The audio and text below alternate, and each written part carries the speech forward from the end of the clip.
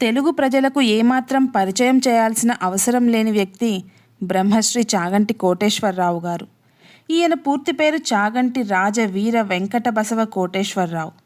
తెలుగు రాష్ట్రాలలో ప్రవచనానికి పర్యాయపదంగా మారిపోయారు గురువుగారు. ఒక్క మాటలో చెప్పాలంటే దైవం మనుష్య రూపేణా అని చెప్పొచ్చు.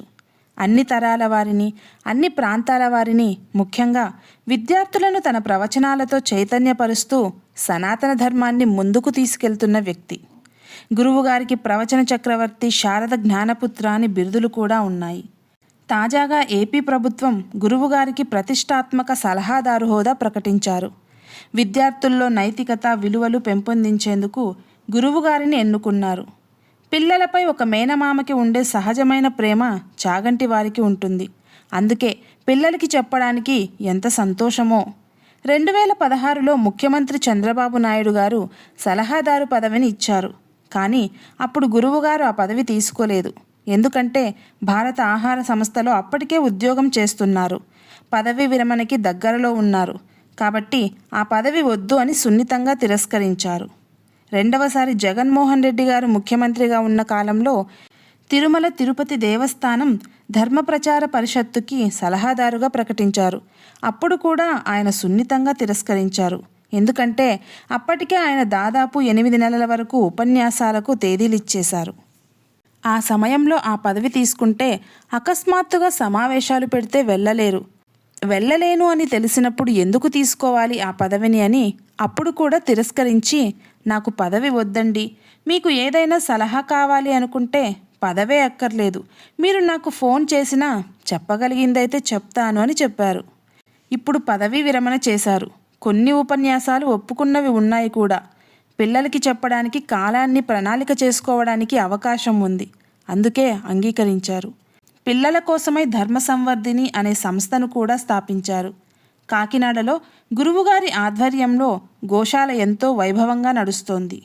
ఒకసారి పివి నరసింహారావు గారు ఉమ్మడి ఆంధ్రప్రదేశ్లో పర్యటిస్తున్న సమయంలో ఒక కార్యక్రమంలో గురువుగారు చాగంటి కోటేశ్వరరావు గారిని చూసి పివి నరసింహారావు గారే స్వయంగా గురువుగారి వద్దకు వెళ్ళి, మీ ప్రవచనాలు నేను విన్నాను, మీరు చెప్పే విధానం చాలా బాగుంది, మీరు సమాజానికి ఎంతో మంచి చేస్తున్నారు, నేను ఇప్పుడు ఉన్నత స్థితిలో ఉన్నాను, మీరేమైనా అడగండి, చేసి పెడతాను అన్నారట.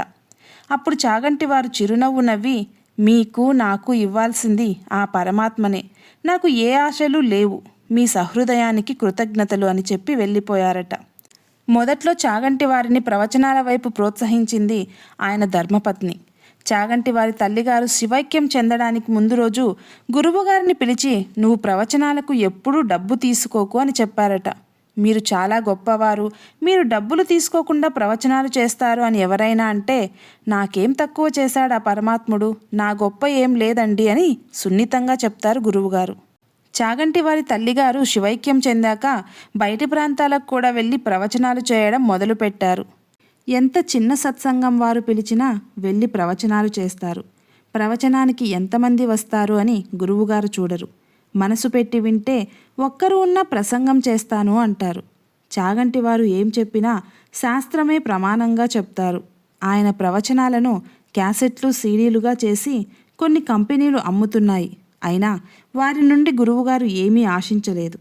2018లో ఆయన పదవీ విరమణ చేశారు. మండల దీక్షతో 42 రోజుల పాటు సంపూర్ణ రామాయణం చెప్పారు.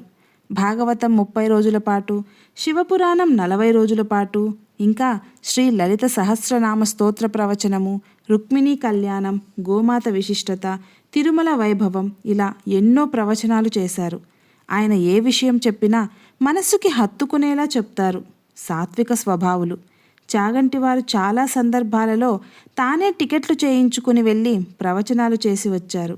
చాగంటి వారి గురువుగారు మల్లంపల్లి అమరేంద్ర ప్రసాద్ గారు.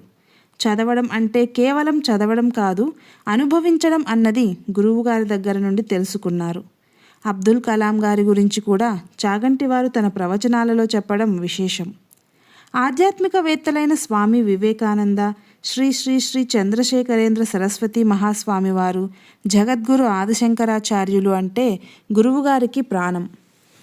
చాలామంది గురువుగారికి పద్మశ్రీ రాలేదని అంటుంటారు. సాక్షాత్తు ఆ శ్రీ పద్మనాభుడికే ప్రియమైన చాగంటి వారికి ఎన్ని అవార్డులు ఇస్తే ఏం సరిపోతాయి.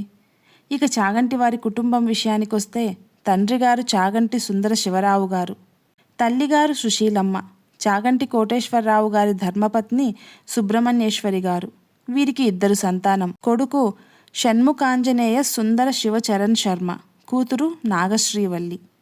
ప్రస్తుత పరిస్థితుల్లో ప్రతి పాఠశాలలో, కళాశాలలో, విద్యాలయాలలో ఉన్న పిల్లలకి చాగంటి వారి లాంటి గురువుల అవసరం ఎంతైనా ఉంది.